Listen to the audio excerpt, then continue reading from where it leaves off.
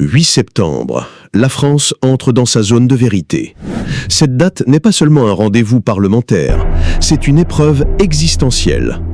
Un pays qui se croyait modèle d'équilibre et de rationalité budgétaire se retrouve pris dans une spirale où se télescope économie en crise, légitimité politique effritée et institutions fragilisées.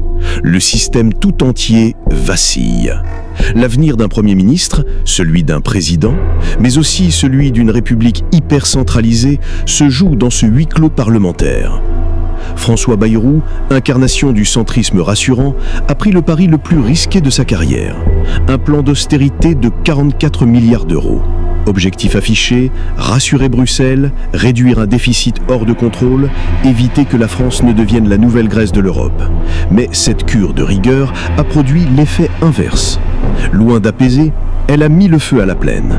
Le vote de confiance s'est transformé en guet-apens institutionnel, en référendum déguisé sur la survie du gouvernement. Bayrou plaidera pour son existence politique, mais chacun sait que son sort ne dépend plus de lui. Derrière lui, c'est Macron qui tremble, car si son Premier ministre tombe, la présidence vacille à son tour.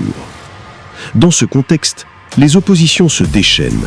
À droite, Marine Le Pen tranche, le gouvernement Bayrou est mort, exigeant dissolution immédiate et élection anticipée.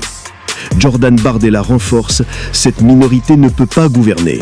Nous ne soutiendrons ni Bayrou ni Macron. À gauche, Jean-Luc Mélenchon ne se cache plus.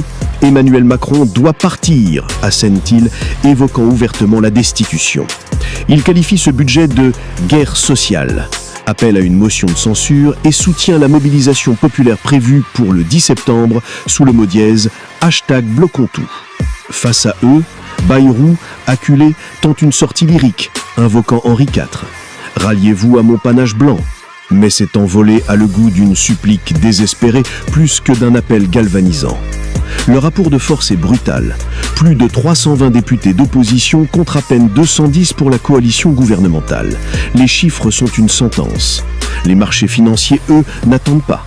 Début septembre, les capitalisations bancaires s'effondrent, les taux d'emprunt grimpent, les investisseurs s'éloignent, l'image est cinglante. La France, jadis donneuse de leçons à Athènes, se retrouve décrite comme le maillon faible de l'Union, vacillant sous le poids d'une dette colossale et d'un pouvoir politique instable.